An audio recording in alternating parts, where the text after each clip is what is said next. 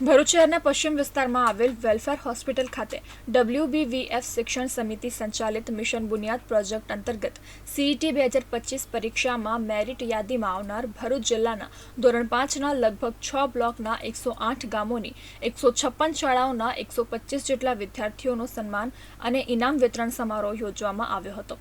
પરંપરા મુજબ કાર્યક્રમની શરૂઆત તિલાવતે કુરાનથી કરવામાં આવી હતી।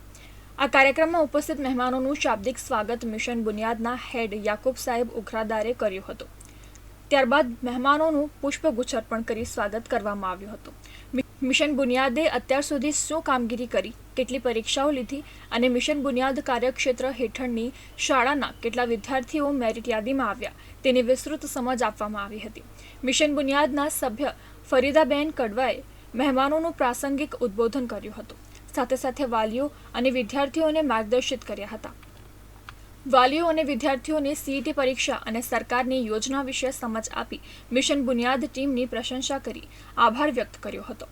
આ કાર્યક્રમમાં WBVFના તમામ હોદ્દેદારો, સરકારના પ્રતિનિધિ તરીકે અધિકારીગણ, જેમાં જંબુસર અને આમોદના TPEO, આમોદ અને ભરૂચના BRC કોર્ડિનેટર, CET જિલ્લા નોડલ અધિકારી, સામાજિક કાર્યકર્તાઓ, તાલુકા સંયોજકો, ગામ સંયોજકો, આગેવાનો, ટીમ મેમ્બર્સ, શાળાના આચાર્યો, શિક્ષકો, વિદ્યાર્થીઓ અને મોટી સંખ્યામાં વાલીઓ ઉપસ્થિત રહ્યા હતા।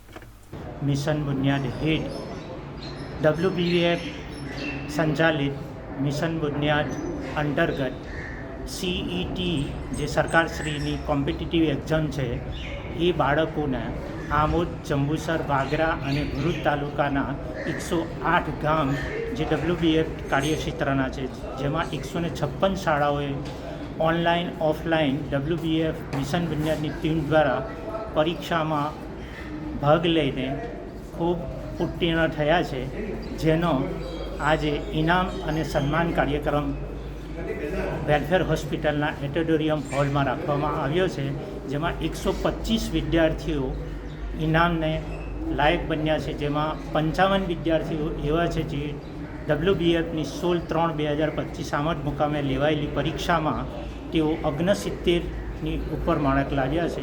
એ તમામ વિદ્યાર્થીઓ અને વાલીઓ આજે ઉપસ્થિત રહ્યા છે। સાથે સાથે ભરૂચ જિલ્લા શિક્ષણ જગતના અધિકારીશ્રીઓ